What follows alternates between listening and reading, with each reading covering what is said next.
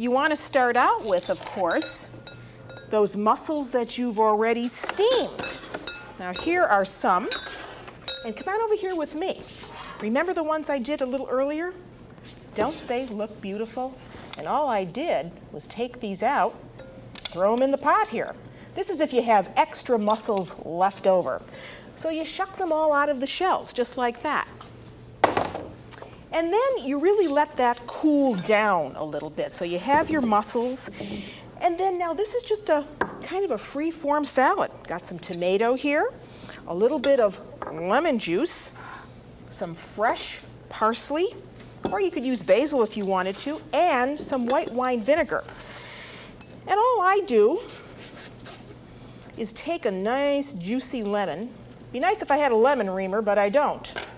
And just squeeze it right over the mussels. You want to use fresh lemon juice for this, and you want to give it a lot of lemon because this is a nice tasting thing.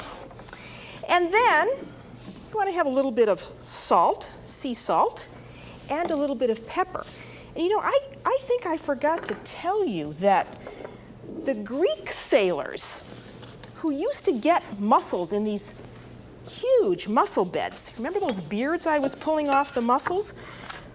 Well, those are very fibrous, those beards, and you know what the Greek fishermen would do with those? They would gather a whole pile of those and make them into gloves that they would wear. But then they'd have to keep them in water because, of course, the mussels came from salt water. I think that's an interesting use of the beards for mussels. Here's some fresh fennel. That's that licorice-tasting celery. And that's great with this. So you can put some of that in. I'm going to put in a little bit more. This you can find in a grocery store, and if you couldn't find fennel, well, you could use celery. So I'm going to put a lot of that in because I really like it. Get that out of the way, and you know what? You could even use some of the little leaves from the top of the fennel. That'll give that a nice flavor as well. We get that out of the way. And then here is our tomato. I put some fresh tomato in. And it's best if you use a plum tomato. So in go the tomatoes. All you want to do is mix that up. And then I like to have a little bit of white wine vinegar. Put a little bit of that in. I'm just eyeballing this now. So that goes in. And of course, you want to have a little bit of extra virgin olive oil. Remember, that's olive oil that comes from the very first pressing of the olive.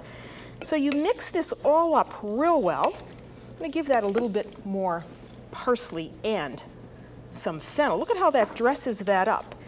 And I'd let this marinate in the refrigerator, for about an hour and a half. Put this on or in a nice bowl. I happen to have one right here, you see. And if you wanted to, you could put some lemon slices over the top just to dress that up.